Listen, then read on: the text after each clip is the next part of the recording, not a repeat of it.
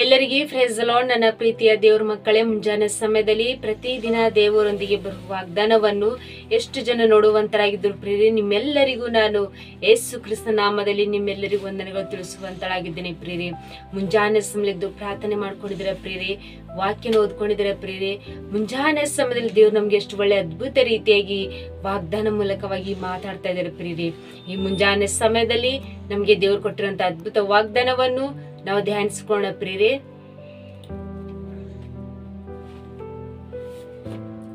ಕೀರ್ತನೆಗಳು 62ನೇ ಅಧ್ಯಾಯ 8ನೇ ವಚನ.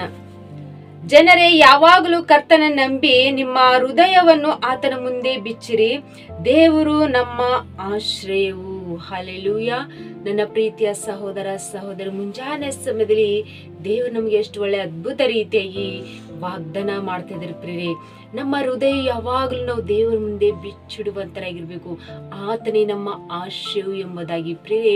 ಮುಂಜಾನೆ ಸಮಯದಲ್ಲಿ ಎಷ್ಟು ಜನರು ವಾಗ್ದಾನ ಕೇಳ್ತಿದ್ರು ಪ್ರಿಯರೇ. ನಿಮ್ಮ ಜೀವಿತದಲ್ಲಿ ನಿಮ್ಮ ದುಃಖಗಳು, ನಿಮ್ಮ ವೇದನೆಗಳು, ನಿಮ್ಗೆ ಯಾರು ಹೇಳ್ಕೊಂತ ಪರಿಸ್ಥಿತಿಗಳು ನಿಮ್ಮ ಜೀವಿತದಲ್ಲಿ ಇದ್ರು ಕೂಡ ನೀವೇನ್ ಮಾಡ್ಬೇಕಂದ್ರೆ ದೇವರ ಮುಂದೆ ನಿಮ್ಮ ಮಾತುಗಳು, ನಿಮ್ಮ ವೇದನೆಗಳು, ನಿಮ್ಮ ಕಣ್ಣೀರಂತ ದಿನಗಳೆಲ್ಲ ದೇವರ ಮುಂದೆ ಬಿಚ್ಚಿಡ್ಬೇಕು ಪ್ರಿಯರೇ.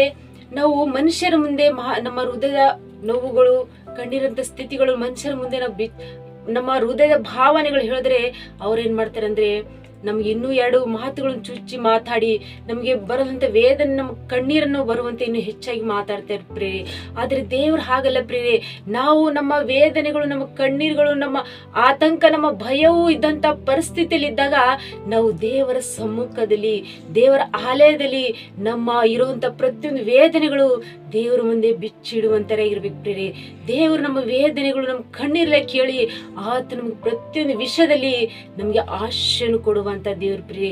ಎಷ್ಟು ಜನರು ಇನ್ನು ಅವೇ ಕಷ್ಟಗಳು, ಅವೇ ವೇದನೆಗಳಂತ ನೀವು ಕಣ್ಣೀರು ಇಡ್ತಾ ಇದ್ದೀರಾ.